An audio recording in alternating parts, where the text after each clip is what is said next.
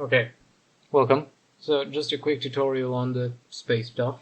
First thing first, background. Now you can go completely black, that's fine, but I usually prefer to take a color with a hint of the color I'm gonna be using. So here I used a lot of purple and a lot of blue, so I chose purple somewhere around here. Just give it a little bit of purple, change it. There's a minor difference, but it makes it feel a lot better. Next, I usually like to do stars second. You can do them at whatever point. I like them doing second because for some reason my brain just works better with them. Because when I'm looking at this, oh, it's just darkness, I don't know. But when I look at this, oh, like, okay, we're drawing space. My brain just works better. And I have a brush for stars. I can just drag it around. But if you don't have that, I'm using Krita, by the way. If you don't have a star brush, any brush will do. Just set it to like a really small size. Start with clear white and just do a few dots even there. And do a few sizes larger, a few dots again, smaller, one big one really big one. Just play around, doesn't matter.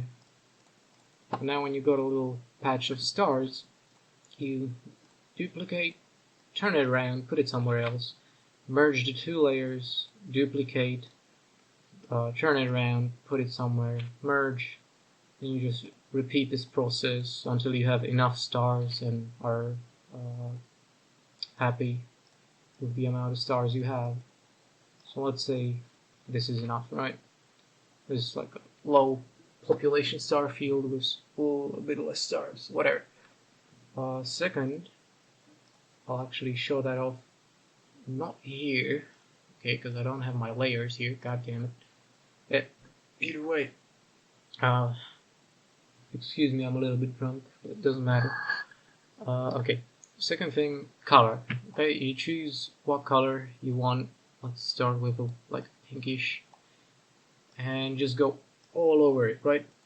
Textured brushes like this are really good, but you can go and do the same stuff with a soft brush with a lower opacity, though I would really recommend using some sort of textured brush. This one right here in Krita, the watercolor texture, works great for me. So let's say I throw down base color, cover everything at first, because well, it depends how you want it. I want my whole piece to have a bit of the red, and you blur it. You always use a bit of a blur. I use this brush for blurring, but usually programs will have a Gaussian or Gaussian blur setting, or just a blur that basically do the same stuff. Usually you don't want to blur it completely. You can see that it was still loading the brush stroke because it was so large. Let me actually go back. I usually use it at like 30% so that some edges stay, because the edges then add to the detail of the space stuff. But up to you.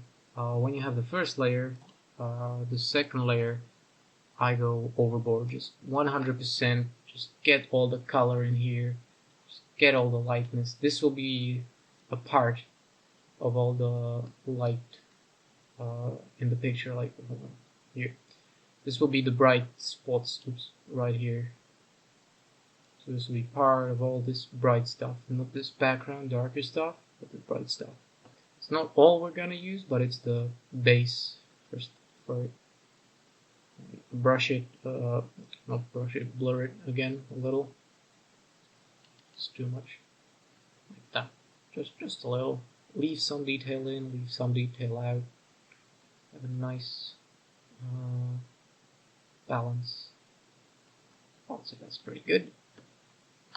Then what I like to do, I usually do one layer with either this snow pile texture or a texture big, and do a bit of dark. Just take black and just go over it, like block out some of it.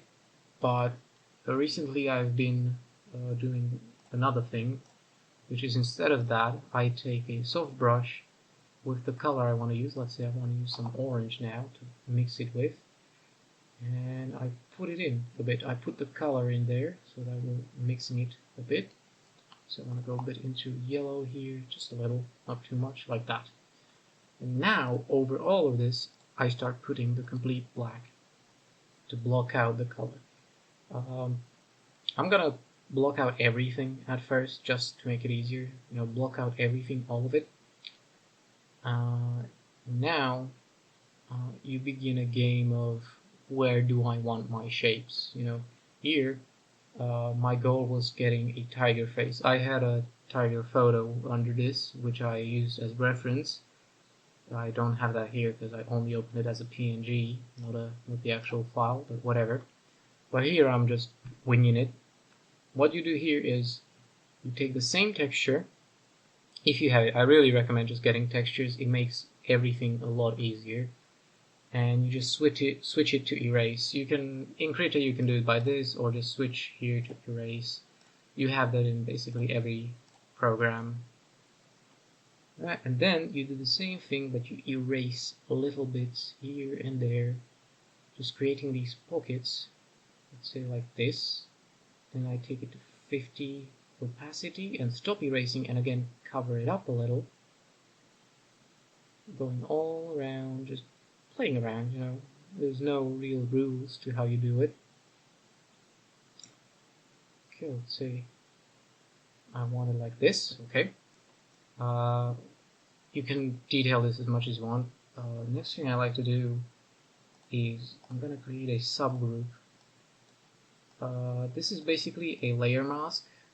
I'm not sure how this works in other programs. Here it's called alpha inheritance, I believe, or something like that. Basically, if I have a group, and I have the base layer here, and I have another layer locked with alpha inheritance, I can just take any color, and it only fills the pixels of this layer beneath it. That's it. And you do that, take a soft brush, a very low opacity, like 20, make it really big, and take some of the background color, and just color the dark clouds a bit, so that they aren't so dark. I'll leave the middle dark if you want, because at the center it will probably be the darkest, but the outsides can be quite reddish, quite purplish, any color of your choosing. Once you have that, another small detail I would do is put a layer underneath your dark thingy and set it to like 50% opacity, or just use a low opacity brush and go around the entire thing, just creating a bit of more darkness around it, so that there isn't such a contrast. Like right here you see it's dark and then it's red. We want to give it a bit more of a fade so that it isn't so sharp, because things in space love to be not that sharp. But sharpness it can be a tool you can use to take out certain details. If you want to make something pop, you make it sharp. I'll show that a bit later. So just give it a bit more darkness around here. The closer you get to the middle, the darker, of course. And smooth it around. Again, blur it, make it smoother, so that it's more of a gas, because we're working with gas here. Everything in space is usually a gaseous form. Most nebula, I believe, are mostly gaseous forms. Doesn't matter. Okay, now we can do another star field if we want, because the one we've created in the background has been overlaid by all the stuff we've been making. So another thing we can do is just duplicate the star field, put it in front, and just move it a bit. If it's too clouded at first, you can just take a soft eraser or a soft brush and make it erase.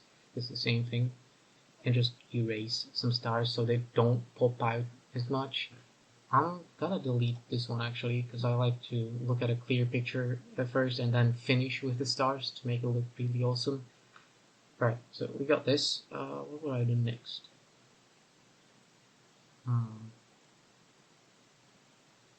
Okay, yeah. Next, I do a bit of a texturing around everything. So I'm gonna take the background color we chose, and I have these this splat or crackles brush and this big brush. Not so much this one. These two, the crackles and the big brush. These two I really love for making details in the background. Because when you use them, they have a really nice texture. So you lower the opacity to about 10-20% and just put them all over the place. And again, just blur them out so that they sort of fade into the background and create this eye candy that you don't see at first, but your eye registers it and it enhances the picture. Oops. That was just muscle memory trying to save the image. We're working raw here. Let's fucking go. Alright, so that basically be it. You can play around with all of this as long as you want, you know, as many layers, as much fiddling as you want. It's on you. But the next main thing is lining, and this is where you take a fart in space and make it something really fucking nice. So I'm gonna actually call this single layer lines. What I do is take a solid brush. You can take a soft brush as well, but I prefer solid. And I make it 10 pixels and give it a 10 opacity.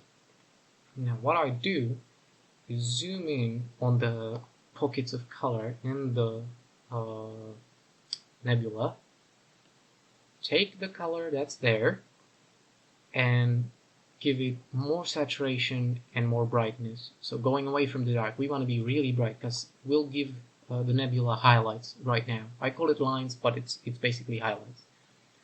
And here is where you can invent stuff, because I can trace this place right here, you know, I can just trace this, but I can also invent stuff like going like this and stuff. It's on you, again, personal choice. I'm gonna make a big, nice line right here. You want to be you can be as precise as you want with the lines. They can't be straight, because if there's gonna be too much of this, it's not gonna look good. Try to keep it as refined as you can, but usually when you look at it from afar, you don't see much, and we can already see that from a simple fart in here. With this, it already gives it like a whoa, okay, this is big, there's light coming, there's like whoa. So that's the whole trick here. So let's say go here, here, here. And another thing you can do, which involves lighting, let's say here we have the middle of the light source and it's shining out this way, it's shining out this way. And so these like hilltops basically are gonna have the most light. So we give this the most color. We go over the most times because we have 10%. So if we go over one place multiple times, it's gonna get brighter and brighter. So at the tops of these hills, we want to just make it as bright as we want, so that it gives it a bigger highlight, and we can see, oh yeah, shit, there's light, it's shining around. And here as well, you can see there's a dark streak going here, and I cut through it. Now I could let that be, but me personally, I don't like that. I want to redraw this. I'm gonna make it fade here. Oops, big brush. I'm gonna make it fade out here and actually fade in again here. There doesn't need to be any real continuity with the lines. You're playing around with space gas, so you know it's chaotic. So let it be a bit chaotic. Again, give it a highlight here, maybe a highlight here, a highlight here, and boom. Okay, I accidentally pressed the button on my mouse. Yeah, there's a highlight. Now we can do the same on the top. We can do the same over at the edges here. You know, giving it a slightly dimmer highlight, going all around, making it look really, really nice, like I have here. You can see here I have a dim highlight inside because the color is so bright inside that there's no point in going even brighter. Then right here I have highlights if my screen got a bit red, that's because of the program. Don't worry about it. I'll actually turn it off just in case it's fucking up the recording. There you go. So here I have a highlight. I have a few highlights here, and then going back, further back, there's a dim outline going around here, a dim outline here, and sometimes it even fades completely away. Like here, there's nothing there. Sometimes it's better to just let the gas be gas, like especially on the outskirts here. There's no highlights in this entire area, but there's a bunch of highlights here, there's a highlight here. So sometimes a lot of highlights, like in the eyes, is good, especially if it's a really bright space. But the further out you go, the less highlights, not the better, but it can look better. Like in the complete edges, I like only a single line of highlights, you know, like in the middle, everything, and here just a single, like large pillar of space dust with one highlight showing that, oh, it's standing there by itself. It's a very scarce region. Like here it's really dense, here it's just one pillar. So the same applies here, you know. We can come here again, take the color, bright and saturated, and go around. I'm just gonna quickly do this to sort of show that even a very simple job like that can enhance the image quite a bit. See? And when we have, especially these regions, I really love this, because here we have a pink. We can do pink highlights like this, but here we go into an orange, so we take the orange, do the same thing, and since we're at 10%, we can go over the lines we've created and fade the color in there, so that there's an actual color fade in the highlights as well. And this gives the image another layer of detail. Even here, you can see I go from a very cyan, turquoise, turquoise blue into more deeper purpler, I guess? Purpler blue. So yeah, there's a bit of a fade, and that gives it a nice touch. Then, when you're done doing all this, you can even try and do like dark highlights. Like some places might look good with a dark line. I personally don't do that anymore. I used to, but I don't do that. I'll leave it up to you. And then when you're done with the main nebula, again, there's these cool regions out here that you can just give a single, like, really nice highlight to. Let's see, I'm gonna create a line here. Fade it towards the outside and getting more and more saturated the closer we are to the center. So let's say I'm gonna do it like this, right? And this is the center. So I'm gonna put more and more layers onto it. And in here, I'm gonna really concentrate it. And now, see, it's like a really nice highlight here. When you take your eyes from the middle, it's like, oh, there's a wave here. It's actually gonna look better if I do it like this. And put a bit more highlight here as well. It's gonna look better. Yeah, that looks better. There's like a nice gaseous wave there. I can do that here, I can do that here. It's up to me. And now, sorry again, reflex. Now when we're done, what I like to do is just take the star layer again, put it on top. Oh, god damn it. Now, final touch. Either you can leave the stars white, you can turn them yellow if you want to go for realism, or orange, and make a color mix of red, orange, and yellow for realism. Doesn't matter. What I like to do is color them in a color that's complementing the entire scene. So I lock the pixels so that I'll only cover the pixels of the layer. Now, boom. And I'll even turn the first stars purple. Boom. We have purple stars. It looks really nice. Like white stars. Okay. White stars.